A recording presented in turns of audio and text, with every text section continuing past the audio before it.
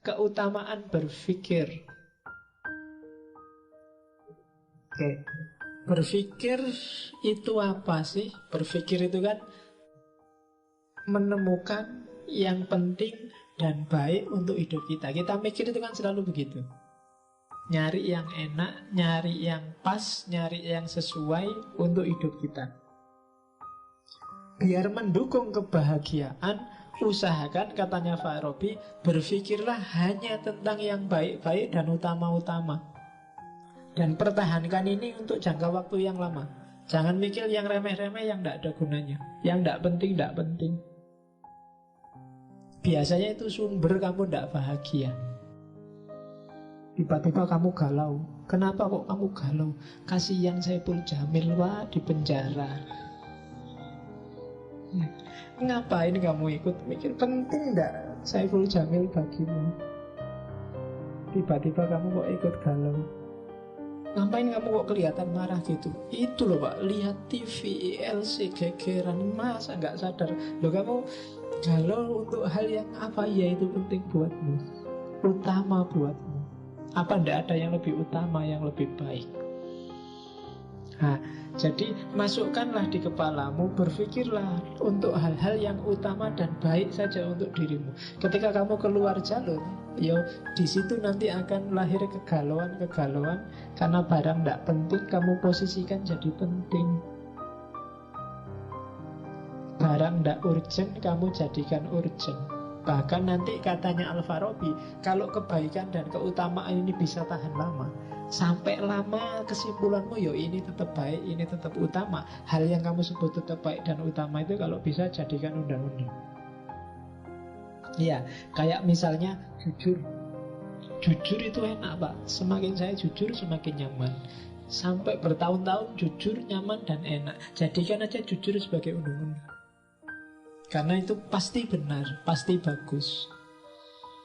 Anti korupsi itu ternyata lebih enak. Anti korupsi dirasakan lama, hidup lebih nyaman, nggak kesusu-susu, nggak merasa dikejar dosa.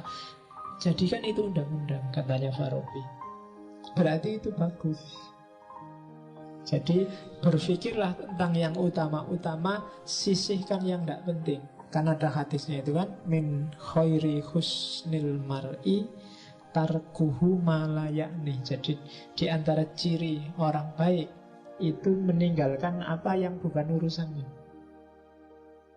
Kalau nggak ada urusan, nggak usah capek-capek ikut mikir, ikut cawe-cawe, ikut debat. Mari kita perdebatkan apakah anaknya Anang itu pakai pemutih apa enggak ya. Buat apa kamu bahas itu? Di internet itu kan sampai komentari ratusan hanya gara-gara bahas itu pakai pemutih apa enggak. Kurang kerja. Jadi ya kita berpikir yang utama-utama lah, bukan hal-hal yang iseng. Ya kan LGBT, apa kan terus mati-matian bahas LGBT. Signifikasinya coba dicek. Kalau signifikan untuk hidupmu tidak apa-apa. Kalau nggak signifikan, kamu kehabisan daya, kehabisan energi, kehabisan tenaga untuk hal yang tidak penting. Padahal mungkin bisa kamu pakai untuk hal yang lebih penting. Daripada kamu debat tentang infotainment, sudah kamu duduk depan komputer, tesisnya digarap, skripsinya diselesaikan, kan lebih enak. Oke, jadi berpikirlah tentang yang utama-utama. Oke, terus ya, dan katanya Farabi memang berpikir lewat jalur rasional itu salah satu solusi hidup. Kuncinya di situ.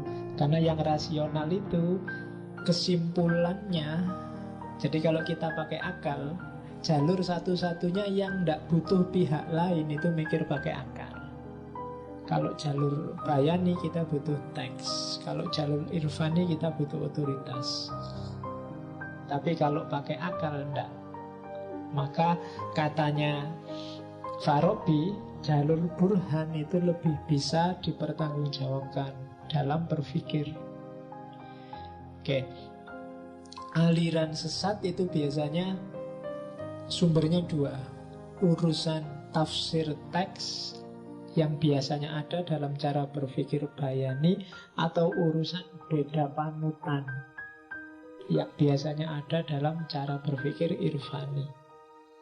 Tapi aliran burhan itu jarang gegeran, aliran-aliran rasional. Karena katanya Farabi, memang akal lah yang punya sumber berpikir a priori yang tidak butuh pihak lain. Akal yang benar menurutku kemungkinan besar juga benar menurut kamu. Itu burhan biasanya. Tapi kalau tafsir, bayan, itu kadang-kadang benar tafsirku bisa beda sama tafsirmu. Logika itu sifatnya arbitrer, pasti. 1 tambah 1 2 itu kan logika. Setengah lebih kecil dari 1 juga logika. Itu sifatnya lebih universal. Maka keutamaan berpikir jadi salah satu sumber kebahagiaan. Cuma keutamaan berpikir harus diimbangi dengan keutamaan moral. Kalau berhenti di keutamaan berpikir, ya kamu hidupnya di dunia ide, dunia ideal. Maka dia harus diimbangi oleh keutamaan moral. Jiwamu harus seimbang. Ya kalau ilmu akhlak itu kan, kalau Farabi mendefinisikan science that studies the state of human soul. Jadi tentang jiwa. Moral itu berarti urusan tentang jiwa. Ya ada 2 jenis, ada akhlak teoritis dan akhlak praktis. Akhlak teoritis itu yang ideal, keutamaan berpikir, dan akhlak praktis. Akhlak praktis itu ya prakteknya. Jadi mikir itu juga harus ada dimensi prakteknya. Nah itu keutamaan moral yang ketiga. Moral saja tanpa mikir orang bisa salah arah. Mikir tanpa moral jadinya hantu, ideal gak ada wujudnya. Maka keutamaan teoritis, keutamaan berpikir harus diimbangi dengan keutamaan moral.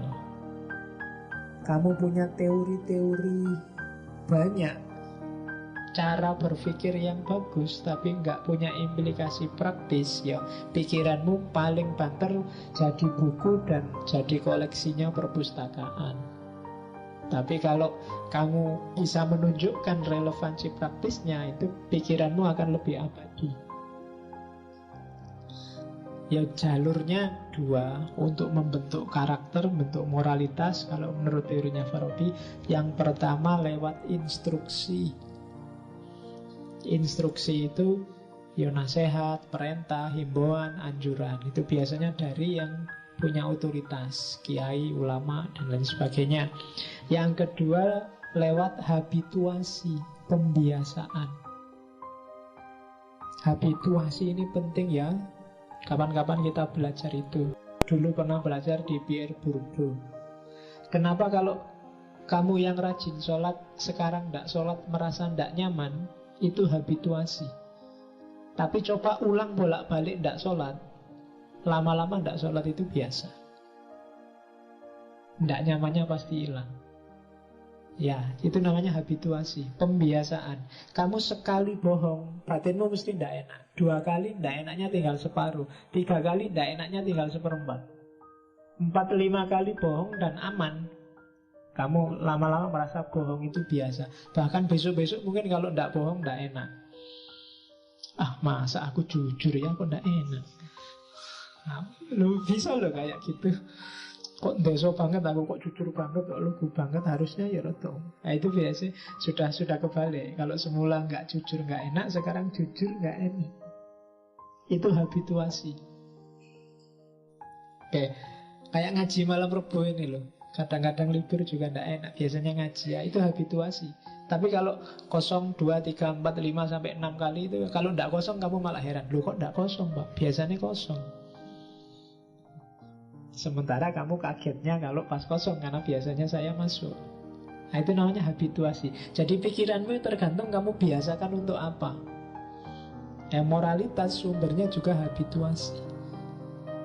Kalau kamu terbiasa melakukan perbuatan baik itu biasa, tidak luar biasa. Dan kebalikannya juga. Oke, keutamaan moral. Yang keempat, keutamaan kreatif. Jadi keutamaan kreatif praksis itu keutamaan dalam berkarya. Jadi bahagia itu tidak semata-mata moralnya bagus, pemikirannya bagus, teorinya benar, tapi juga praksisnya kreatif. Dalam arti kalau bahasa hari ini mungkin kontributif, ada sumbangan karyanya. Ini mungkin bisa kamu sambungkan dengan filsafatnya Karl Marx tentang kerja. Manusia itu merasa bermakna, merasa eksis saat dia bekerja, memproduksi sesuatu. Jadi cuma karya itu akan utama. Utama itu berarti penting, bernilai kalau lahir dari orang-orang yang utama. Kalau manusianya tidak utama, karyanya tidak akan utama. Caranya untuk utama gimana? Keutamaan teorinya ada, keutamaan proses berpikirnya ada, keutamaan moralitasnya ada. Jadi orangnya pinter, pengetahuannya banyak, itu kan pinter. Orangnya cerdas, proses berpikirnya jalan. Dan orangnya bermoral, maka karyanya pasti kontributif, pasti utama. Dan orang semacam ini dia sendiri bahagia dan bisa membahagiakan orang lain.